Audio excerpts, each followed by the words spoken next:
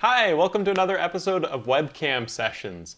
A few weeks ago we talked about some blues soloing concepts using what I call pockets. That kind of dives into some concepts to get really comfortable soloing in the blues without necessarily using scales as much as kind of a little shape.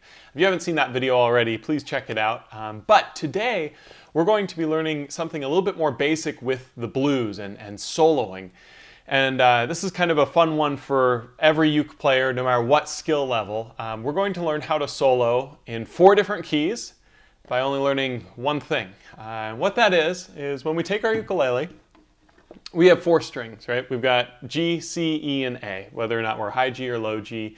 As long as we're tuned standard ukulele, so baritone players, this isn't quite for you, but if we're tuned G, C, E, or A on the uke, we're good to go, because essentially what we're going to learn right now is how to solo using each string individually to represent a key that we're playing in.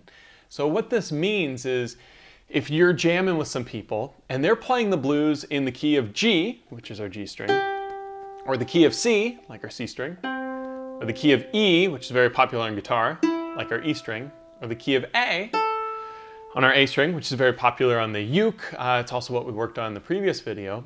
If someone is playing in any one of those 4 keys, we can solo with it using the one string that corresponds to it. It's kind of fun. It's pretty simple too, because all that we need to do is take our ukulele, and you'll look at mine, you'll see these numbers here. You'll usually have dots either on the side or on the front, or both, that will be on the same points. Sometimes ukes don't have them on 3, sometimes they don't have them on 15, but usually they'll be about at 3, 5, 7, 10, 12, and 15. If I place my finger on any one of the dots, meaning 3, 5, 7, 10, 12, 15, and I play that, it's going to work in the key of whatever string I'm on. So let's say that someone's playing in the key of A blues, and I want to solo in it, but I don't know how to solo in A. Well, I can use my A string and make a solo by playing whatever notes I want that have a number or a dot on them.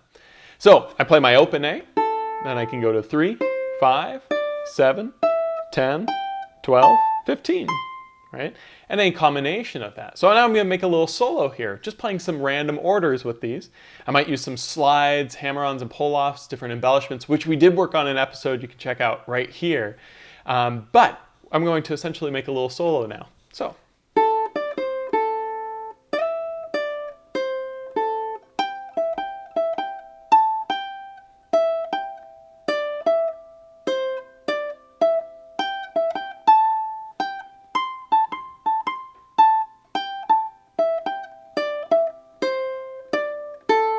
Kind of cool, right? Sounds very bluesy.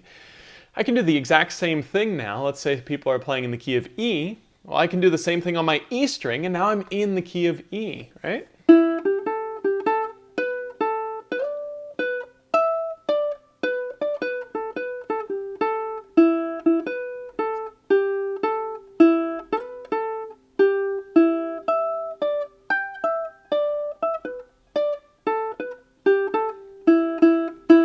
You'll notice as I'm doing this, I'm not just going straight up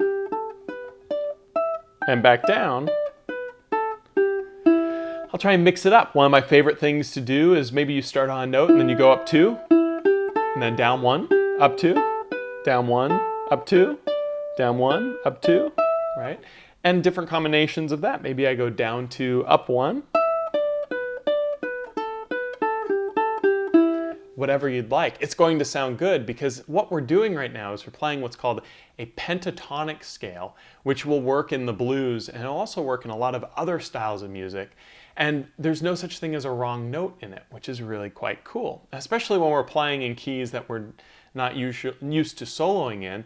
By just playing off the string, the key of G, C, E, and A work really well, right? So we just did the A, we did the E, let's do the C now. That sounds something like this.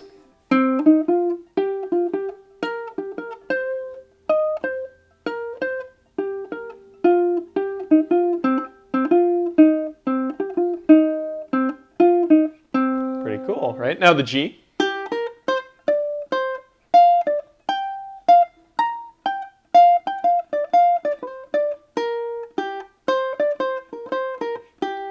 So now I'm soloing in 4 different keys by doing the same concept, playing whatever string I want to play for the key, right? So the key of G, key of C, key of E, and key of A. I'm just playing where there are markers. Now on my uke, you'll notice it's at 3, 5, 7, 10, 12, 15. So if you don't have a marker on one of the numbers, or maybe two of them, just make a mental note of either 3 or 15. Usually ukes will have it on 5, 7, 10, and 12, but different ukes are different. But the cool thing is very rarely will a uke have a fret marker anywhere other than 3, 5, 7, 10, 12. Very occasionally you might see one on 9, which is something that's normally reserved for guitars, but traditionally it's on 10, which makes it a very easy concept. Now, to talk just a little bit more about soloing before we kind of play along with some backing tracks here. When you create a good solo, and we're going to go a lot more in this in another episode too, but I really want to touch on it today. To craft a good solo, you want to essentially speak through your instrument. And when you are having a good conversation with someone, you'll notice that your voice will actually change pitch according to what you're wanting to do. For instance, if I ask a question, my voice will go high, right? If I ask a question, my voice goes high. It's kind of weird if I'm not asking one, right? So how do you think I ask a question? Voice goes high. And then when I answer it, this is how I answer it. Voice likes to go low. Maybe I'll ask 2 questions in a row, like, what's your favorite color? Is your favorite color red? And then I'll give an answer. My favorite color is blue. It might be red tomorrow, who knows? But the point is, we can have this little dialogue going on with our soloing that resembles speaking. So maybe I ask 2 questions in a row, which means my voice wants to go high twice in a row.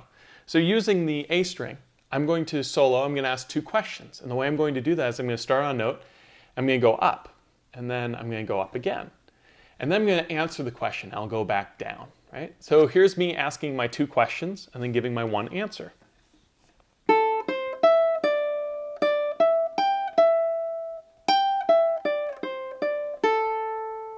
Right? By moving up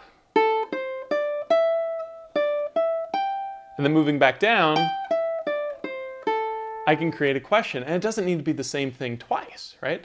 All that has to happen is the general arc needs to move upward and then move downward. Sometimes it can be nice to skip a note as you do this, right? As kind of arbitrary as this example is, it works really well. Actually write out a question and answer and then try to play it on your ukulele. So if my question is, what is your favorite color? And then my answer is, my favorite color is blue. I could try to play that and get the syllables to even sound like that, right? I don't say, what is your favorite color, right? I say, what is your favorite color? So if I try to play that, I might go, what is your favorite color, right? And I started low and I went up from there, right? So what is your favorite color, right? Maybe I want to go even higher where it's, what is your favorite color, right? I can try messing around with the notes. The notes themselves don't matter there as much as the direction they're going and the rhythm in which they're played. And then I might say, my favorite color is blue, right? And that might be, my favorite color is blue, right? And you can hear that I'm then going back down.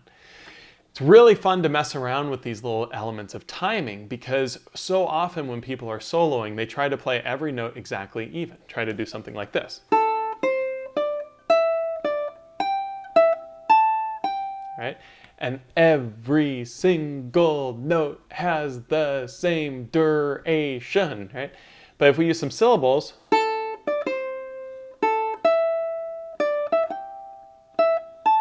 all I'm trying to do there is have some notes last longer than others. And we can look into this and how to subdivide these rhythms using 8th notes and 16th notes and talking about concepts of rhythm, but that's not as much fun. Sometimes it's really cool to just speak and try to emulate the speaking. And using this technique of just playing whatever's on the string, it's really easy to try to traverse. It's not efficient. It's not the best way to solo, but it's a really good one to start to have some fun with it. And it can sound pretty good. So I'm going to use this little backing track app on my phone. It's called iReal Pro. I use it all the time with students. It's really cool because you can put in chords and then have them play back. And I'm going to solo a little bit in the key of A blues right now using this, this exercise. So let me go ahead and select, we'll do medium swing so it sounds kind of jazzy. And here we go. I'm going to solo now in the key of A blues with my A string. Sounds something like this. And feel free to join in if you'd like as well. So here we go.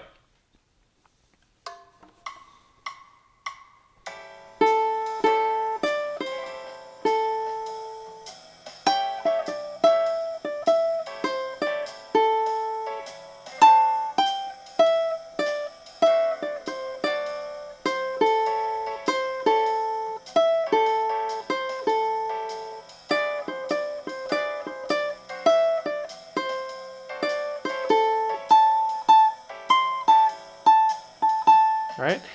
Now I'm going to try to speak a little bit more through it. So I'm going to ask some questions and answer them. So you'll hear me go up to do a question and come back down to answer it, right? Something like this.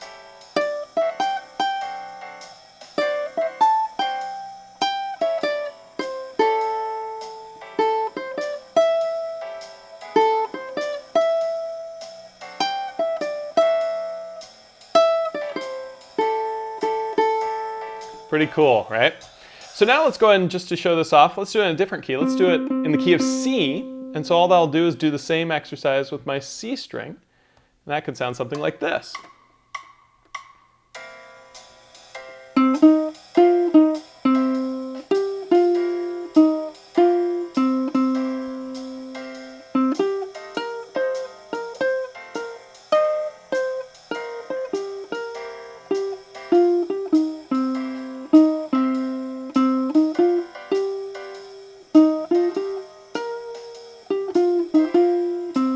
Notice I'm trying to ask some questions and answer them. Maybe I'll go up more.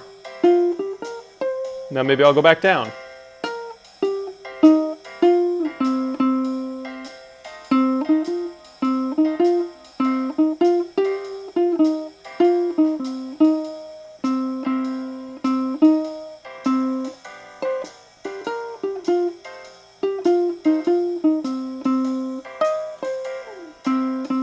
Pretty cool, right? So you can also do this exercise in the key of G using the G string and the key of E using your E string, and it allows you to at least get some basic soloing concepts in 4 different keys. And that's the big exercise, is we learned how to solo in the blues in 4 keys just using the fret markers on the ukulele, nothing special to memorize. So from here, obviously using scales and other exercises can really help, including the video I talked about earlier in the lesson where we work on these things called pockets, and that specifically worked on a pocket in the key of A, so be sure to check that out if you haven't already. And when you're soloing, remember, trying to speak through it can really help, asking questions and answering them, but also repetition is really important. And try to play a line and then repeat it when you're soloing, and this is a really good way to make something sound more melodic.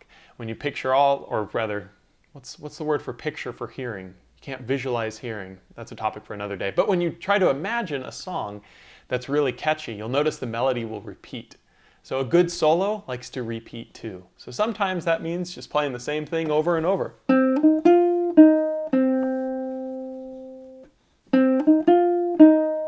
Right? And when you put it with chords, it can actually sound good.